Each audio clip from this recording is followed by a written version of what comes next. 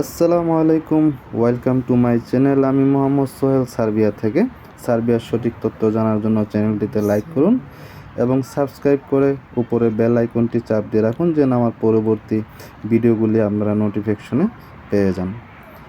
আর share করে অন্যকে দেখার সুযোগ করে দিন। আজকের বিষয় হলো সার্বিয়াতে আসার কতদিন পরে টিআরসি কার্ড পাবেন, কিংবা সার্বিয়ার টিআরসি দিয়ে কি ইউরোপের অন্য দেশগুলি ভ্রমণ করা যায়। প্রথমে আসি, সার্বিয়াতে আসার কতদিন পরে টিআরসি কার্ড পাবেন। সার্বিয়াতে আসার আপনি অল্প কিছুদিনের মধ্যে, মাসখানেকের মধ্যে, 1 মাসের মধ্যে আপনি টিআরসি কার্ড পেতে পারেন। আপনি আসার পরেই আপনার কোম্পানি আপনার যে ডকুমেন্টসগুলি আছে, পেপারগুলি সবগুলি ঠিকঠাক করে তারা এটি জমা দেবে সার্বিয়া গভর্নমেন্টের অফিসে।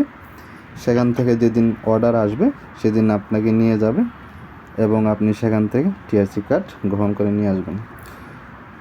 মেন কথা হলো, আপনি সার্বিয়াতে আসার সময় যে ভিসাটি নিয়ে আসবেন, টেম্পোরারি রেসিডেন্সি যে ভিসাটা আপনি নিয়ে আসবেন, সেই ভিসাটার মেয়াদ শেষ হওয়ার আগে আপনাকে কোম্পানি আপনার টিআরসিটি করে দেবে।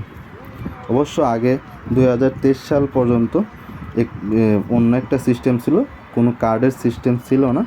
তখন পাসপোর্টের মধ্যে টেম্পোরারি রেসিডেন্সি যে ভিসাটা, সেটা পাসপোর্টের মধ্যে দিয়ে দিত তারা। কিন্তু 2024 সাল থেকে আপডেট হয়েছে, এটা এখন কার্ড আকারে, টিআরসি কার্ড আকারে তারা এটি এখন দিয়ে থাকে। তো আপনি আসার আনুমানিক 1-2 মাস, সর্বোচ্চ 3 মাস এর ভিতরে আপনি রেসিডেন্সি টিআরসিটি আপনি পেতে পারেন। আর এটার জন্য আপনার কোনো টেনশন করতে হবে না, সব কিছু কোম্পানি আপনাকে করে দেবে। যখন প্রয়োজন হবে কোম্পানি আপনাকে নিয়ে যাবে, আপনি সেখান থেকে আপনি কার্ডটি সংগ্রহ করবেন। এখন একটি টপিক হলো, আপনি সার্বিয়ার টিআরসি দিয়ে আপনি ইউরোপের অন্য কোনো দেশ ভ্রমণ করতে পারবেন কি না। সোজা কথায় না, কারণ সার্বিয়া হলো একটি নন সেনজেনভুক্ত কান্ট্রি। এটা এখনও সেনজেন হয়নি।